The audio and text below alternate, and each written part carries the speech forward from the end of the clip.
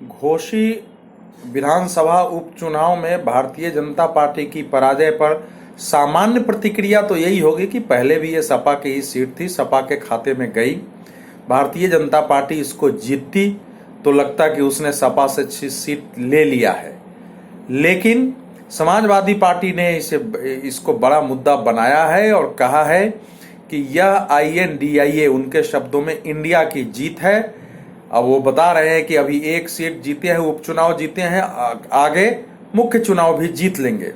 हालांकि किसी एक उपचुनाव से किसी इतने बड़े राज्य में भविष्य में लोकसभा उसके बाद विधानसभा चुनाव का बैरोमीटर मान करके और फिर उसका मूल्यांकन कर देना, ये न व्यवहारिक है न पहले के अनुभवों के आधार पर सही ठहराया जा सकता है।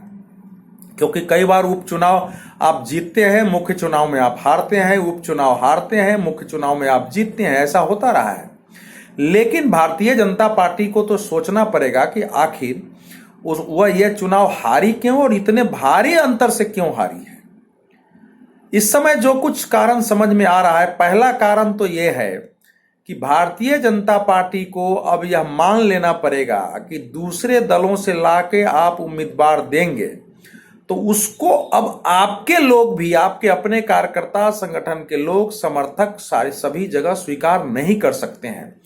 अब दारा सिंह चौहान पहले बसपा में थे, फिर सपा में आए, फिर बसपा में गए, फिर सपा में आए, फिर आपके पास आ गए और आपने उनको टिकट दे दिया।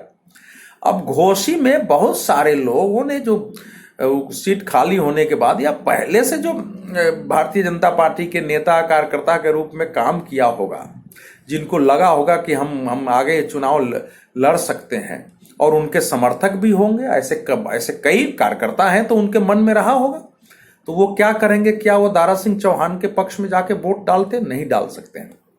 जो तीसरी बात समझ में आती है कि वहां के एक बड़े वर्ग ने, जिसमें फॉरवर्ड कम्युनिटी के लोग हैं, उनको ये लगा है कि सरकार, हम लोग वोट तो देते हैं लेकिन सरकार सत्ता में जाने के बाद जितना महत्व हमको मिलना चाहिए नीति में, काम में, बाकी में, वो नहीं मिल रहा है। तो उन सब ने मिला के एक विद्रोह करके दिखाया है कि हमको प्रधानमंत्री नरेंद्र मोदी, योगी आदित्यनाथ से कोई समस्या भले नहीं हो, लेकिन सरकार में जिस ढंग से हमारी उपेक्षा है, जिस ढंग से हमको महत्व नहीं मिल रहा है सरकार और राजनीति में, और दूसरे लोगों को महत्व मिल रहा है, वो हमको स्वीकार नहीं है।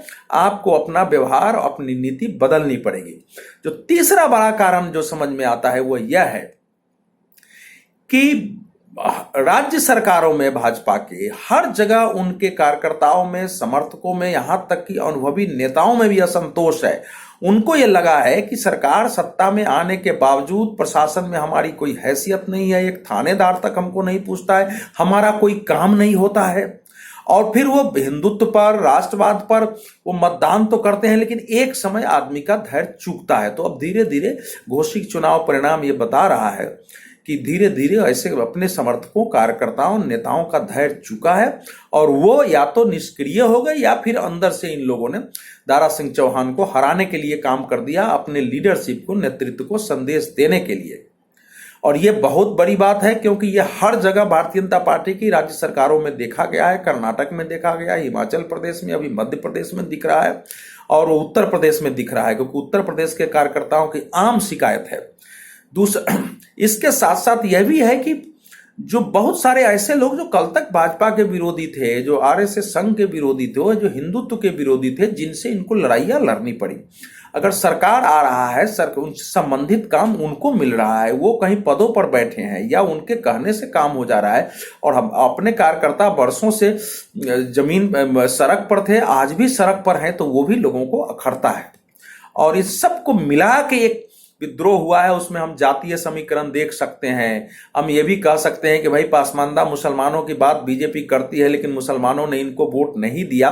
तो ये पहले से जाना हुआ है कि अभी मुसलमान भले योगी आदित्यनाथ सरकार की हो, केंद्र सरकार की योजनाओं का लाभ तो उठाते हैं, लेकिन अभी वो वोट देने के लिए तैयार मानसिक रूप से नहीं है। विरोधियों ने ऐसा वातावरण बनाया है कि ये सरकार मुसलमानों के खिलाफ है, इस्लाम के खिलाफ है। अगर ये सरकार लंबे समय रह गई तो इस्लाम के विरुद्ध बहुत कुछ हो जाएगा, हो सकता है मस्जिदें छिन जाए, हो सकता है नमाज पढ़ना बंद हो जाए। तो ये भय पैदा किया गया। तो इन सब में मुसलमानों का वोट तो मिलना नहीं है, लेकिन ये जाना हुआ सच था कि मुसलमानों का उस रूप में, चाहे हम पसमानदा की जितनी आवाज उठाए, हमको मिलना नहीं है। यह इसके बावजूद अगर आप चुनाव हारे हैं तो बैठ करके मूल्यांकन करना चाहिए, अपने स्थानीय कार्यकर्ताओं से, नेताओं से उसका फीडबैक लेना चाहिए, कहाँ क्या समस्या आई है, और जिन लोगों ने नाराजगी व्यक्त की है उनके साथ मिलना, अलग अलग क्षेत्रों में भी, क्योंकि घोषी एक संकेत है, दूसरे क्षेत्रों में भी उन सारी समस्याओं का निदान करना चाहिए।